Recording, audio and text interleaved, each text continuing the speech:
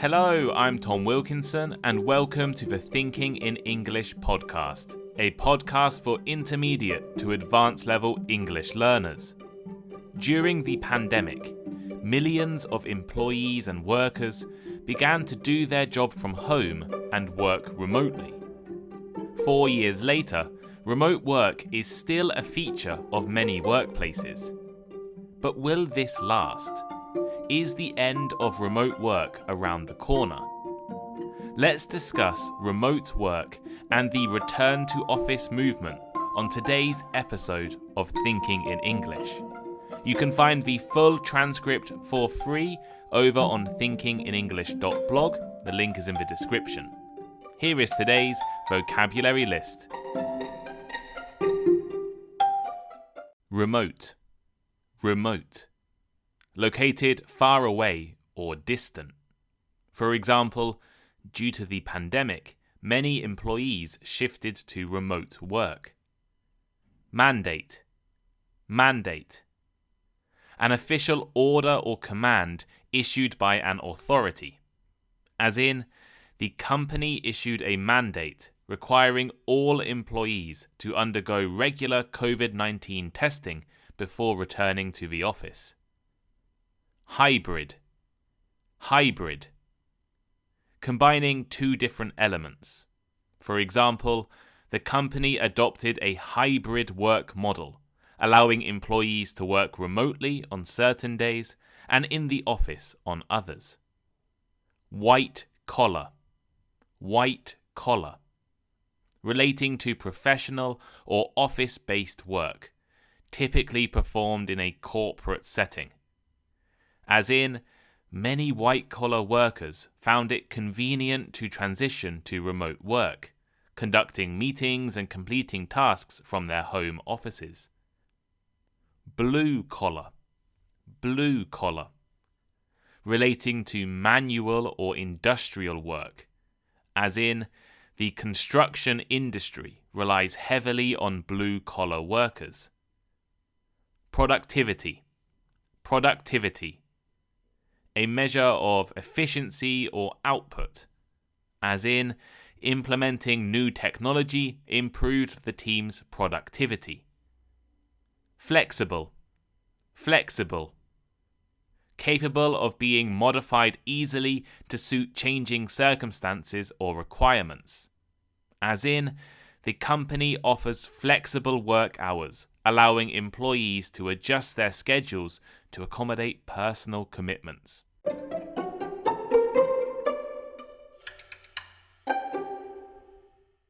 In 2020, life as we knew it was stopped, disrupted, and changed by the outbreak of COVID-19. Borders were shut, and international travel was incredibly difficult. All across the world, we were asked to stay inside our homes, stay away from others, and to social distance as much as possible.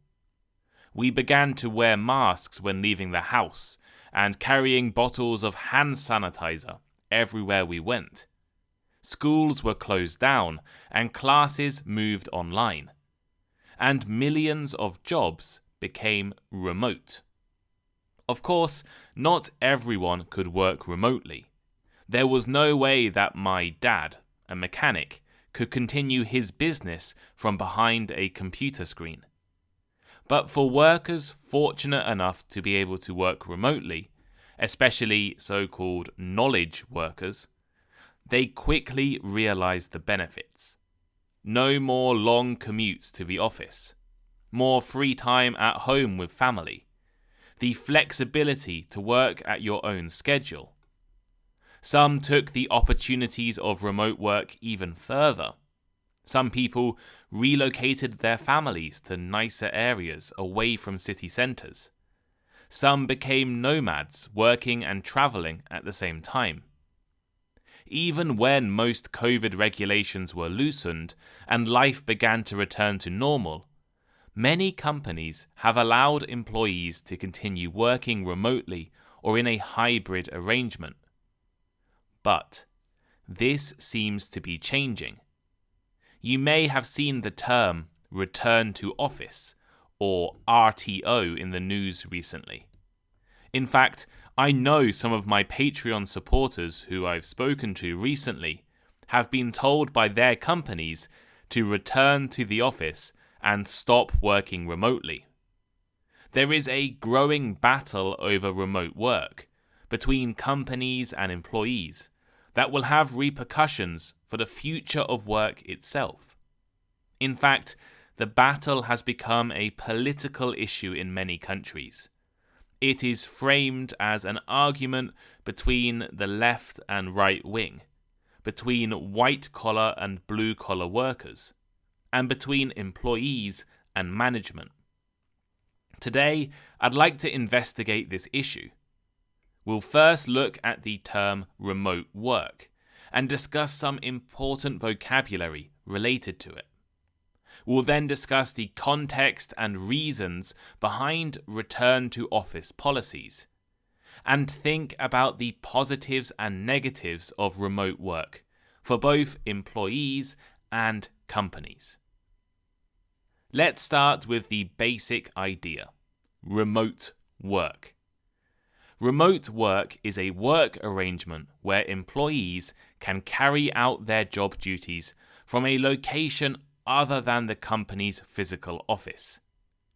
This flexible work model became possible due to advancements in technology, allowing people to connect and collaborate online. There are a few other related terms that you might come across when talking about remote work.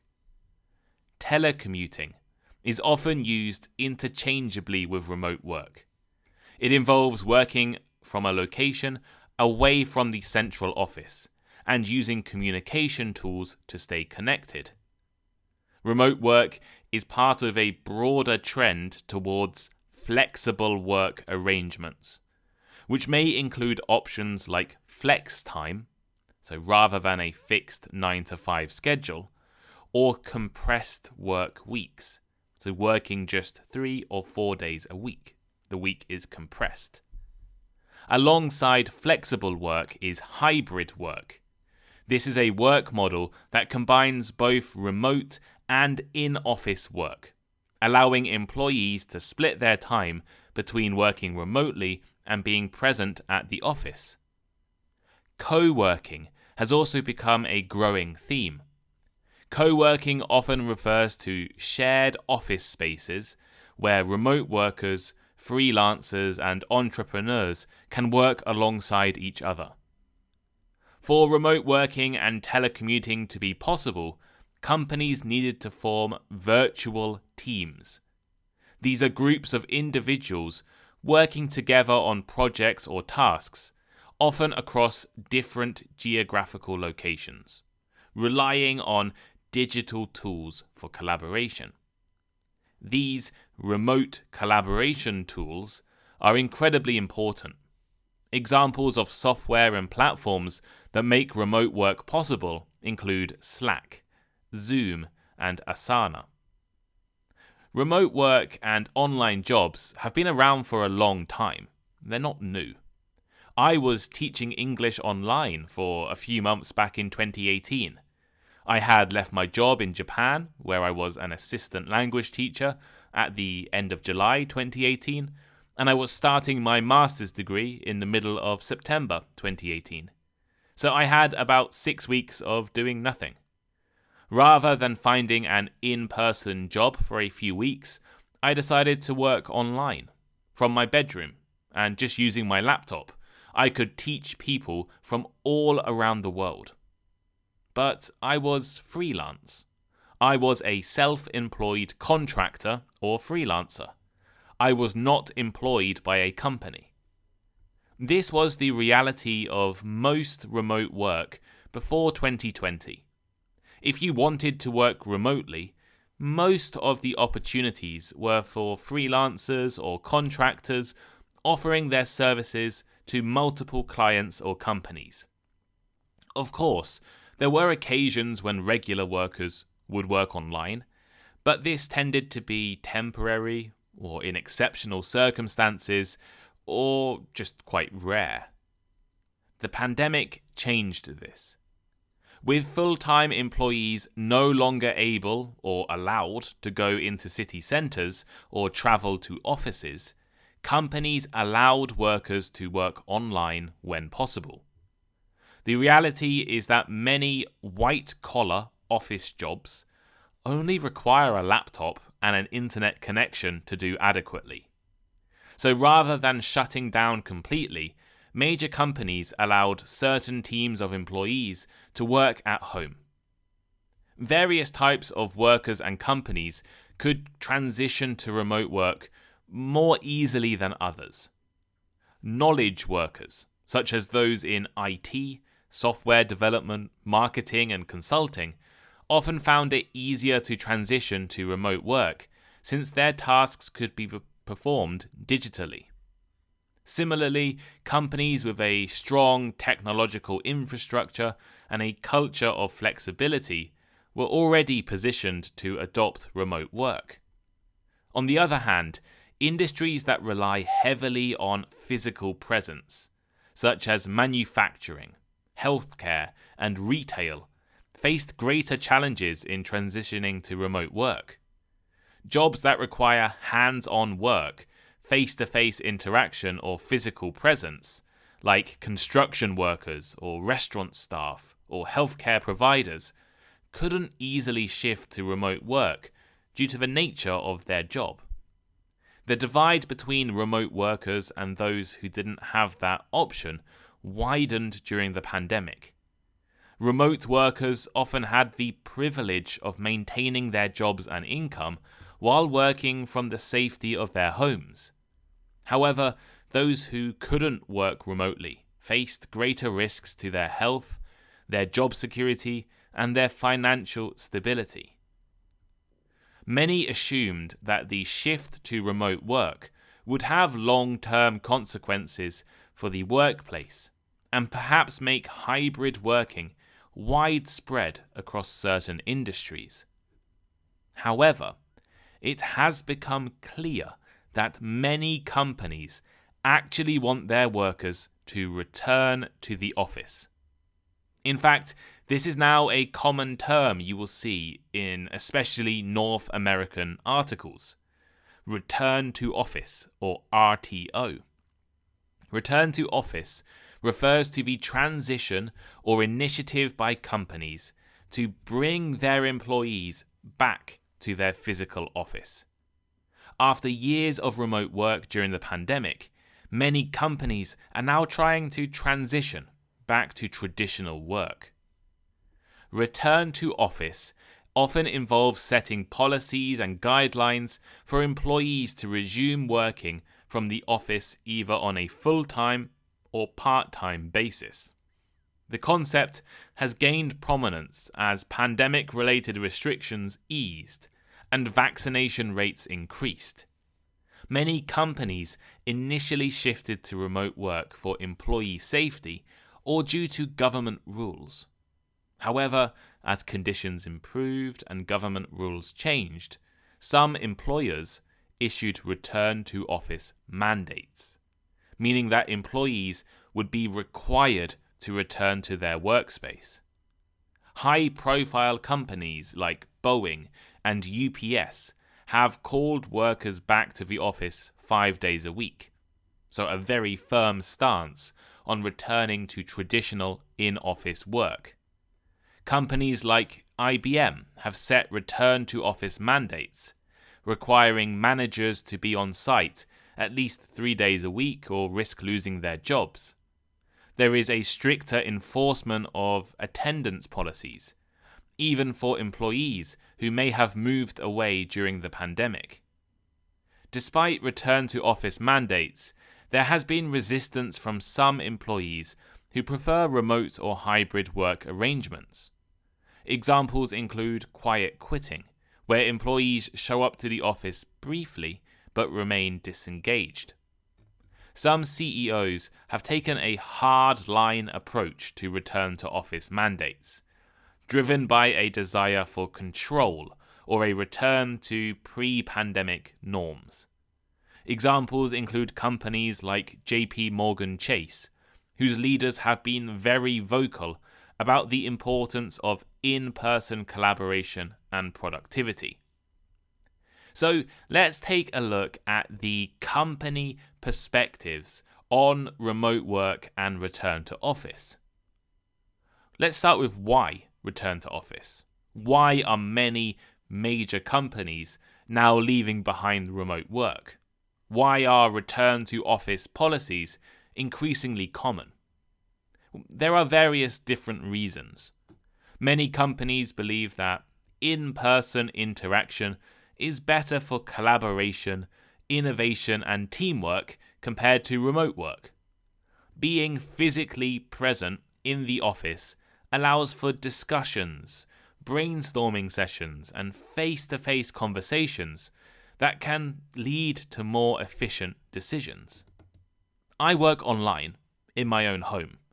I know how frustrating it can be to wait, right? To wait for an email from my accountant, or not be able to contact one of the team members who works with me on Patreon.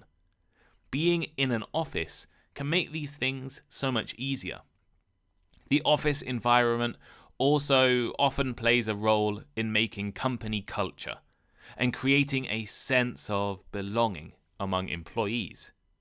Companies may see return to office as essential for strengthening their culture, including shared values, norms, and social connections. For managers and leaders, having employees in the office gives them more control. I think this is one of the major reasons behind return to office. If employees are in the office, managers can monitor performance, provide feedback, and mentor more efficiently. They can make sure employees turn up on time, are not distracted by housework, and are always working. In-office work can offer opportunities for professional development, mentorship, and skill building that may be more challenging to achieve in a remote work environment. In fact, many companies spend a lot of money on renting massive office spaces. If employees are working remotely, these expensive office spaces and the equipment inside them are largely being wasted. However, there are reasons for companies to consider allowing remote workers to continue working away from the office. Companies face resistance from employees who have grown accustomed to the flexibility and freedom of remote work. There are countless stories about talented employees quitting jobs or turning down job offers because remote work is not being offered. These strict return to office mandates may lead to talent leaving as employees seek organizations or companies that offer remote or hybrid work options. In fact, phrases like quiet quitting have become increasingly common as employees resist and protest against work culture. Returning to the office may also disrupt employees' work-life balance, especially for those who have caregiving responsibilities or long commutes. Since the pandemic, many people have formed new habits. Those who have got used to working from home may be uncomfortable with needing to change their lives dramatically again, or may just not be used to working in an office. And finally, companies might still have concerns about health and safety in crowded office environments, particularly as COVID-19 is still possible to catch. Now let's take a look at this issue from the perspective of employees and workers. Why work remotely? Well, remote workers often have greater flexibility and autonomy, allowing them to better manage their schedules and working environments. Remote work enables employees to achieve better work-life balance by getting rid of commuting time and allowing more time for personal activities and family. Working remotely can lead to cost savings for employees, including reduced commuting expenses, wardrobe costs, and dining out expenses. Remote work reduces the risk of exposure to COVID-19 by minimizing interactions in a crowded office space. And many workers are able to work efficiently and productively from their homes. For them, there's no difference between the office and their home office. On the other hand, there are reasons why not to work remotely. Remote work may hinder collaboration, brainstorming, and team bonding opportunities that occur naturally in an office environment. Remote work may limit opportunities for professional development and career advancement compared to in-person interactions. It is especially difficult for new employees to get up to speed, and working remotely can also lead to feelings of isolation and loneliness. Remote work requires reliable internet connectivity and access to appropriate technology, which may pose challenges for some employees. I have friends who decide to travel abroad while working for UK or US-based companies, but really struggle to find places to work consistently. In fact, this poses a challenge many remote workers are actually unaware of. Being a remote worker and a full-time employee of a company doesn't automatically mean you're allowed to work anywhere. It doesn't automatically mean you're allowed to work overseas in any country. Some countries, like where I live in Japan, tax based on the location of the work being done. For example, if you work remotely for a US company in Japan and you are a regular full-time employee instead of a freelancer, you should technically be paying all of your tax to Japan. At least all of the tax for the work done while you're in Japan. However, the more worrying thing is that if your employer, your company, finds out you're working overseas without permission, you're very likely to get fired. I've heard many stories about this when I was researching moving abroad, and I know people in Japan who have been fired because they moved here on a working holiday visa or something and still had a job that was supposed to be in the USA. Now, why would you get fired? Well, if an employee of a company is living in another country, that company can become liable to pay corporation taxes overseas as well, which can sometimes double the tax liability of a company.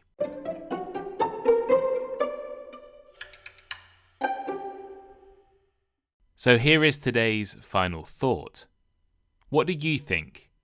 Many of you will probably have opinions on the issue of remote work and return to office.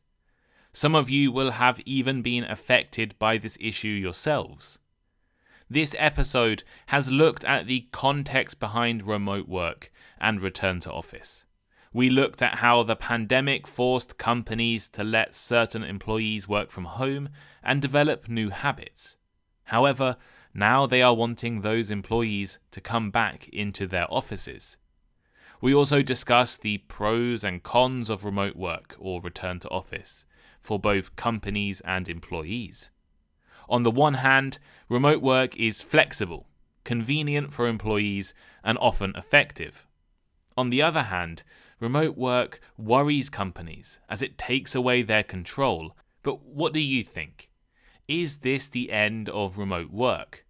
Are you in favor of employees returning to the office? And what has been your experience of this issue? Have you been an employee who was allowed to work remotely for the past few years? Have you been forced to return to your office? Are you a manager of a company asking your employees to return to the office? Or are you a manual worker? Are you someone in an industry where you don't have the opportunity to work remotely? For example, for me, I am a self-employed, freelancer, but really a self-employed business owner, and I make podcasts, so I work remotely. But sometimes I feel like it would be nice if I had a dedicated office space with a team of people who I could regularly talk with and perhaps become a bit more productive in that work environment rather than always working in my home. So I'm currently trying to make myself an office space in my apartment. But let me know what you think. Right? Leave a comment on Spotify. Leave a comment on the Thinking in English transcript. It's over on my website, thinkinginenglish.blog. Or reach out to me on Patreon or Discord, where I always start chats about podcast episodes, where you can ask me questions and I'll answer them, whatever questions you have. In fact, talking about transcripts, I still get comments asking where the transcripts are. So I make a transcript for every episode. It's on my website. Every single episode has a transcript on my website. And you can go and check that. But if you listen on Spotify also transcribed my episodes for me. You can click View Transcript. And I think some people can actually see subtitles as well, depending on if Spotify have rolled that out in your country yet. They are automatically AI generated. I can't edit those transcripts on Spotify, but they're really cool and really useful. So you can listen and read on the same app on your smartphone, which is really cool, I think. So yeah, if you want to if you want the transcript, it's free for everyone. My website, on Spotify. I think Apple Podcasts have transcripts as well. So yeah, they're free everywhere. Thank you for listening, and I'll see you next time.